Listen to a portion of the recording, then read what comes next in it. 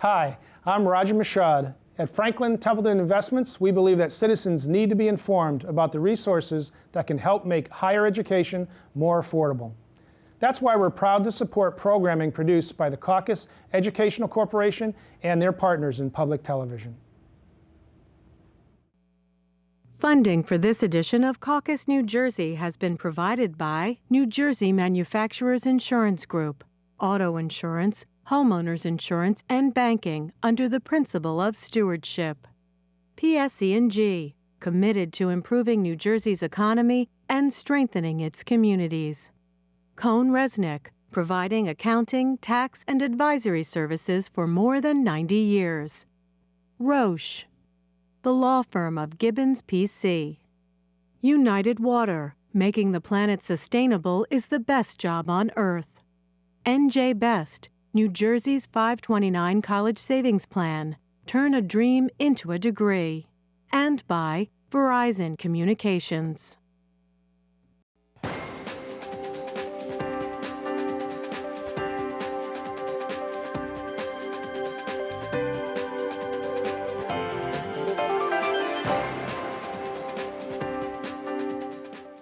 Hi, I'm Steve Adubato. I want to introduce you to our longtime friend and partner, Phil Kirshner, President of New Jersey Business and Industry Association. I say partner because we get so much important information about the world of business from Phil and his organization. By the way, you're going to see a website up, and JBIA gets some information from them. Also, the publication you guys put out is called? New Jersey Business Magazine. Tell us why that's an important publication. It's an important publication because it really is the best place to find all kinds of business information that really will assist you every day in your business. It's very grounded in the actual tasks that business people do, and I think it's an enjoyable read and a concise read. A while back in the fall of 2012, Phil, you guys did your annual, what's called the Business Outlook Survey. Right. I'm thinking to myself, wow, these guys did this survey a couple months before Hurricane Sandy, all right? Right.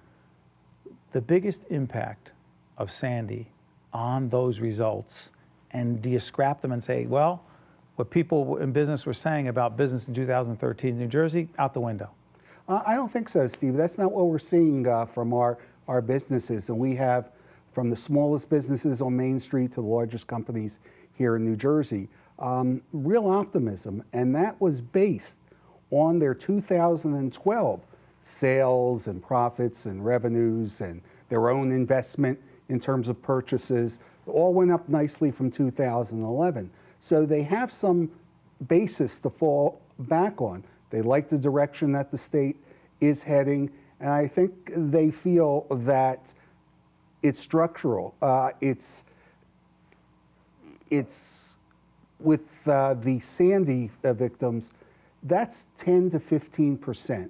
Whoa, whoa, whoa, what do you mean 10 to 15? Of the businesses or? Of the businesses that were open, we have about 85 to 90% of the businesses are back. Okay, as we do this program, we're doing this in mid-February 2013. That many are open? Yeah. Of those that are not, Phil, what do you think the prospects are? Well, that's the thing, you know, to answer your first question, Steve, 85 to 90% are back. For them, it was, as for everyone, a horrible but temporary event that closed them anywhere from 2 to 6 weeks, but they're pretty much back. For the remainder, this is a long-term situation. I think many will return, but I do think many will not return. The costs of rebuilding, they just don't have the funds. You find a lot of people that I talk to are in their late 50s or early 60s, and they can't start all over again, you know, and they don't have kids who are interested in the business. I think they're going to walk away and hopefully sell the land to someone else who will build. But you know, it's a problem to take the shore. I was going to ask you about the shore. Well, I think what you'll see on the shore, for instance, the boardwalks will be back, the beaches will be back. Some of the stores that line the boardwalk will be back, but many others will not be back, at least this summer. So let me ask you, it's not enough to ask the question, will the shore be back? Is the right question, what will the shore look like when it comes back? I think that's correct. I think I'm optimistic that the overwhelming majority of homes and stores and infrastructure in terms of the beach itself will be open. And I think you will see so many people that have Jersey pride and Jersey resilience we've talked about want to visit the Jersey Shore. So I don't think we're going to see a downturn in that. It may be that they've always gone to Belmar or a place like that, and maybe they will now say, okay, if we can't get the place we've always had in that place, you know, we haven't been to Ocean City for a while, or Cape May, or Avalon, and go to the Jersey Shore. But I think most people will be able to return back to the towns they traditionally go to each summer, and I think many of them want to do that, and they want to be back, and they want to be part of the process that rebuilds the state. Phil, by the way, log on to the website. You see on the screen to get more important information about business and business trends in the state of New Jersey. That's what Phil's organization does, provides resources. Yes, thank you, sir. Important information for businesses throughout the state, large and small. Right. But I'm curious about this, Phil. With all the devastation, the heartache, the pain, the suffering connected to Sandy, what about those who say, you know, some of the upside from an economic point of view is that there's potentially some job creation? You say? I say that that certainly is true. I'm not sure it will equal the losses that everyone, whether they be homeowners or businesses, suffered. But there certainly will be an upturn based on all the rebuilding, not just of homes and stores, but the infrastructure projects, you know, the beach themselves, the roads, and things like that. And actually, we will see more in the future than we do now, because a lot of people are still waiting for their checks from FEMA.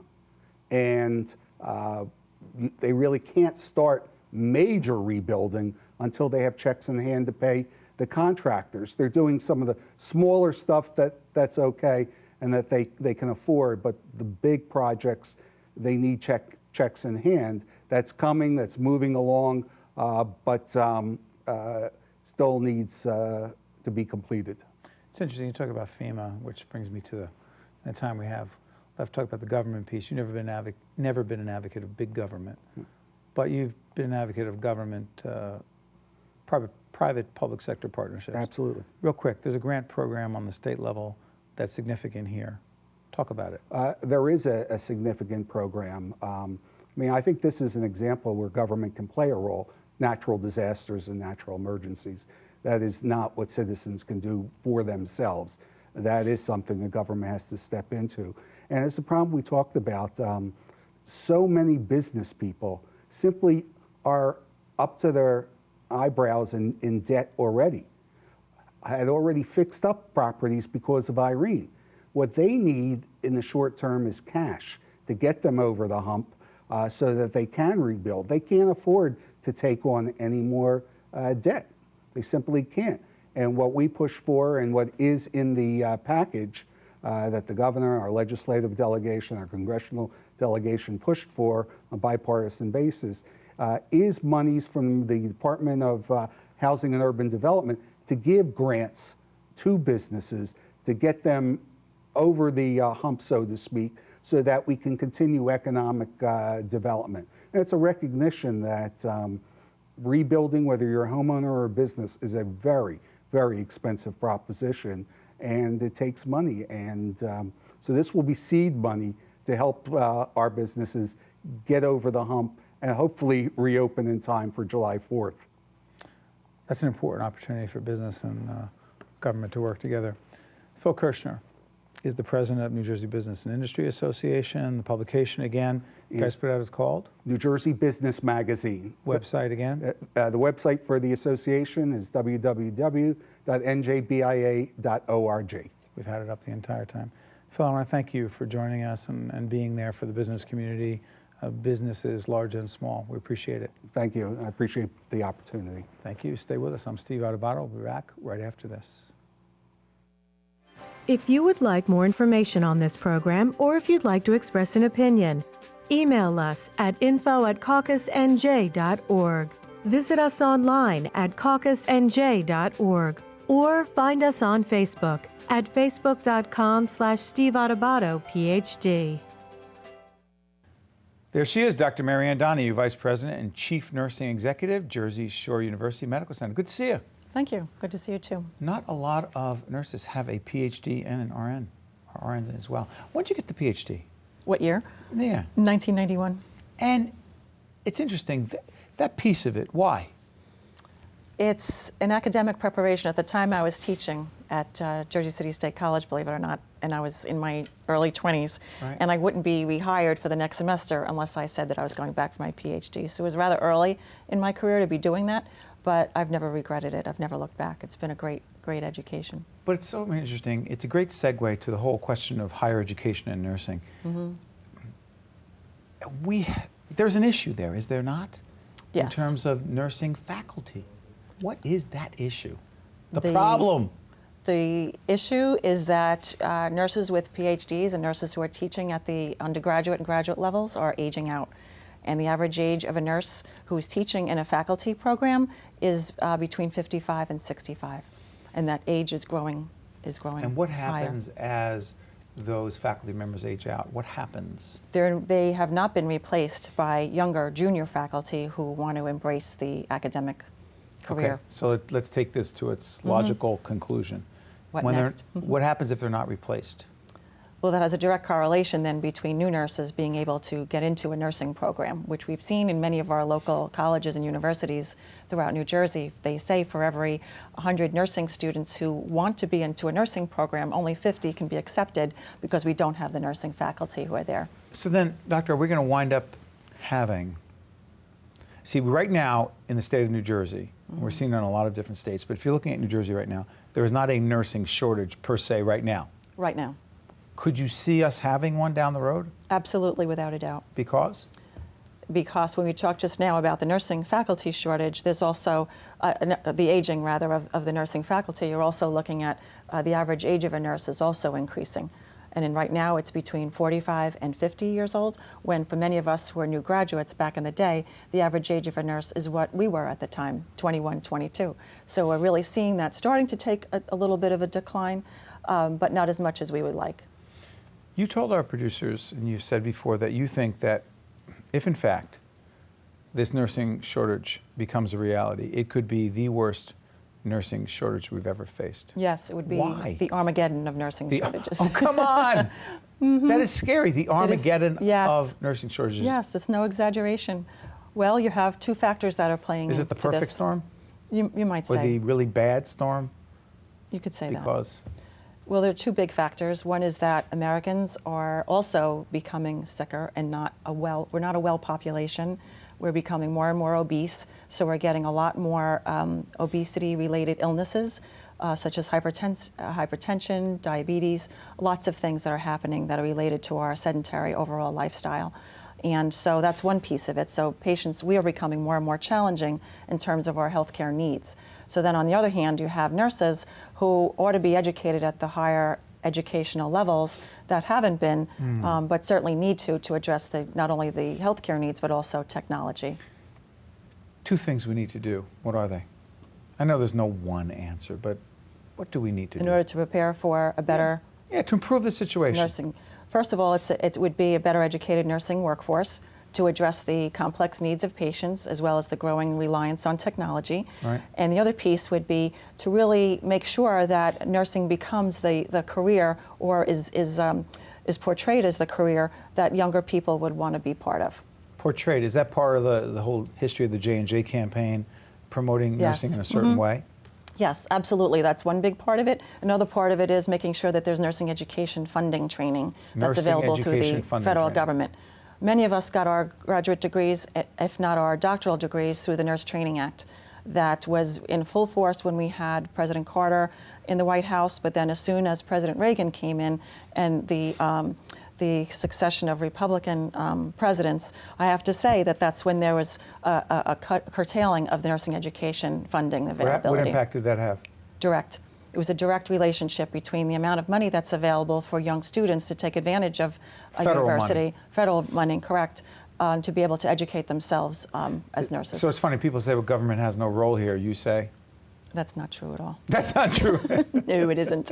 Especially since many of us who are educated at the master's and doctoral level had full advantage of the Nurse Training Act. And back in the day, that paid for my tuition, a small stipend, and I remember at the time, back in 19-something, it paid for my rent as well. So it paid for my books, my room and board practically, and my tuition. And all I had to do was sign a document saying that I'd be working as a nurse for 10 years. Well, here I am. 30-something years later, yes. A few years later. Yes. Just a couple.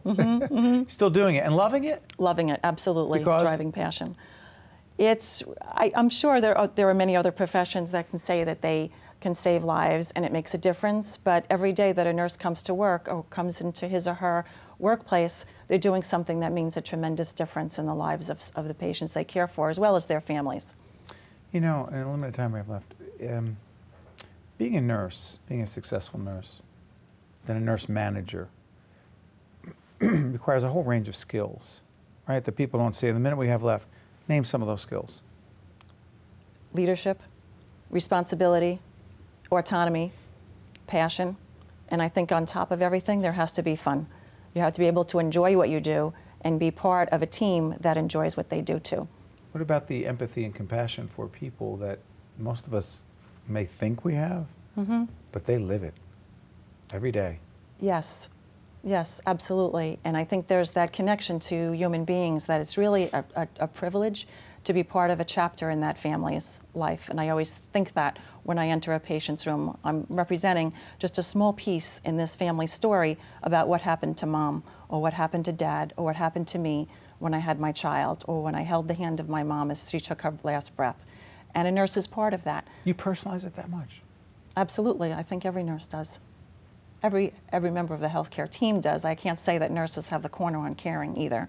I think I know many physicians who are equally caring, and other people of the healthcare team who do the same thing every day. And that's the other piece. We get to be part of that team. You are a credit to your profession, the healthcare industry, and we want to thank you for being with us. There are a lot of problems in the industry, the nursing profession, and you offered some tangible solutions, but I'm just glad you're doing what you're doing. Dr. Maryanne Donahue, Vice President and Chief Nursing Executive at Jersey Shore University Medical Center. I want to thank you for joining us. Thank you for having me. Stay with us. One-on-one will continue right after this. If you would like more information on this program, or if you'd like to express an opinion, email us at info@caucusnj.org. Visit us online at caucusnj.org, or find us on Facebook at facebook.com/Steve Adubato, PhD. Kevin Cummings is the President and Chief Executive Officer of Investors Bank. Good to see you, Kevin. Good to see you, Steve. Good morning. Good morning. We are doing this show right after I did an event together with your organization called The Art of Thriving, today and tomorrow. It was the third annual not-for-profit conference. I want to talk about that. We'll talk about some bank business in a second, but what struck me about this conference is it was all about leadership development, all about helping these not-for-profits. What is this conference? Why are you so involved in it? And why commit it to nonprofits? Well, it's part of our core values. Our core values are the 4 C's: character, commitment, community, and cooperation. And cooperation and community are those partnerships with the not-for-profits. We want to get down to the grassroots people that are serving the community, trying to make a difference, trying to improve the lives of the people that need it. But you know what's so interesting to me, Kevin? We had some of those people in the studio from St. John's Soup Kitchen in Newark and another scholarship organization that you're really involved in. By the way, plug that organization because I believe you're on the board there. Right, that's the Inner City Scholarship Fund. It's the Diocese of Newark, and it provides scholarships for inner city youth in the 4 dioceses of the Diocese of Newark: Bergen, Hudson, Union, and Essex. And by the way, it's important for you. You and I have talked about this because I'm a product of parochial schools in the city of Newark. After public schools, I wound up in parochial schools, and parochial high school, Essex Catholic High School. The Irish Christian Brothers ran it. Unfortunately, my high school doesn't even exist anymore. It's really kind of sad. That's what happens when the economic problems, crime problems happen. You grew up in Jersey City. Talk about that and its impact that it's had on your view of a lot of these issues. Well, certainly Jesuit High School and St. Peter's Prep, and their whole venue and their whole mission is men serving others. And leadership is all about service. Leadership is about influence, but we want to create leaders in the communities that serve, not self-serving leaders. And really, it's a differentiating factor for the bank and our employees, because the bad rap that the Wall Street banks get, we want to be something different, a different bank that makes a difference. But again, we're going to talk about leadership culture, or the culture of leadership, which is a big part of what's going on with investors in a second. But what is the role of a bank in bringing together not-for-profit leaders to do that? I mean, why you do that? Seriously. Because I saw those not-for-profit leaders looking for, I mean, I was talking about branding, that's an area I talk about, but I saw them talking about fundraising and budgeting and how to use social media more effectively and a whole range of other issues. You brought those people together, and it's the third year in a row. Yeah. Well, you know, I've been involved in quite a few not-for-profits, and the one thing I notice is the people are so good-intentioned, and the mission, it's our mission. Well, being a CPA by trade, 26 years with an accounting firm, I said, if you don't have your finances and the business end of your house in order, there is no mission. Essex Catholic went out of business.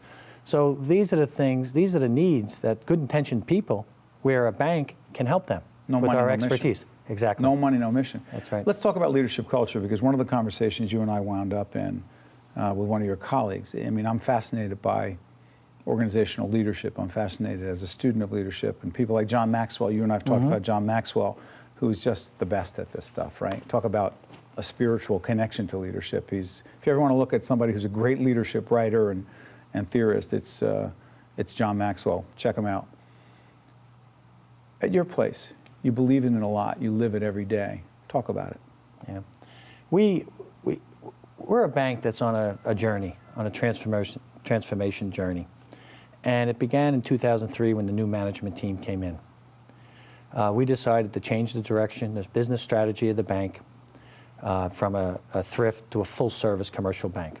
Our goal is to be the most significant bank in the metropolitan area, headquartered in the metropolitan area. Well, the numbers, the strategy, that was the easy part. Up here's the easy part. Changing what's here. The longest distance is from the heart, from the brain to the heart. Changing the way people feel and to accept that change was our biggest challenge.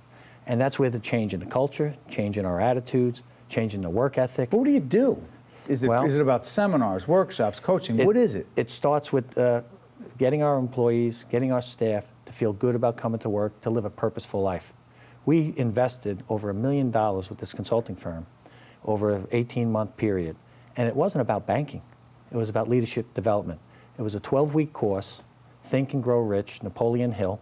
Each week was a chapter. We studied companies like Ritz-Carlton, Disney, the best, Panera Bread, Southwest Airlines. And I tell you, it was moving. We had one woman lose 70 pounds. So it's about personal transformation. It's personal transformation. That's what it's all about. And every day we have what we call these quick starts, where people get together. It might be an inspirational message. Every day we have what we call the morning juice, gets broadcast throughout the whole company. And it's these quotes of inspiration, and it's people feeling good, feeling a purpose to come into work every day. Makes a difference. Makes a difference. Has it made a difference in you? Oh, certainly. It's, you know, you think you're a leader, but here you have impact, you have influence. And that's what makes, you know, gives me gratification. You love what you do. If you love what you do, you never work. So the Jesuits teach you that? I don't know, I read it somewhere. I didn't. They taught you a lot. The Irish Christian Brothers taught me a lot too. We're blessed. We are. Never forget and a good this family. stuff. I won the family lottery too. Good for you. Same here. Kevin Cummings, President and Chief Executive Officer of Investors Bank. I appreciate you being here and also having us be a part of that very important gathering of not-for-profit leaders who are making a huge difference every day in the lives of people who are suffering and struggling and need that help. Thank you, Kevin. Thank you, Steve. Appreciate it. Stay with us. We'll be right back right after this. Thanks for watching. Now let's continue the conversation about this and other important topics and issues on Facebook. Visit my page at facebook.com/Steve Adubato, PhD. The preceding program has been a production of the Caucus Educational Corporation, celebrating 25 years of broadcast excellence. And 13 for WNET, NJTV, and WHYY. Funding for this edition of Caucus, New Jersey has been provided by New Jersey Manufacturers Insurance Group, auto insurance, homeowners insurance, and banking under the principle of stewardship. PSE&G, committed to improving New Jersey's economy and strengthening its communities. Cohn Resnick, providing accounting, tax, and advisory services for more than 90 years. Roche, the law firm of Gibbons PC. United Water, making the planet sustainable is the best job on earth. NJ Best, New Jersey's 529 college savings plan. Turn a dream into a degree. And by Verizon Communications. Promotional support provided by NJ Biz, All Business, All New Jersey. The Star Ledger and NJ.com, Everything Jersey. And by New Jersey Monthly, the magazine of the Garden State, available at newsstands. Transportation provided by Airbrook Limousine, serving the metropolitan New York, New Jersey area. Caucus, New Jersey has been produced in partnership with TriStar Studios. New Jersey Manufacturers Insurance Company offers policies that can protect against auto accidents, fires, windstorms, floods, and many other serious and urgent situations. Tips on what to do before, during, and after you're confronted with the unexpected are on the emergency preparedness section of njm.com. New Jersey Manufacturers, helping the Garden State prepare for the unexpected for nearly a century.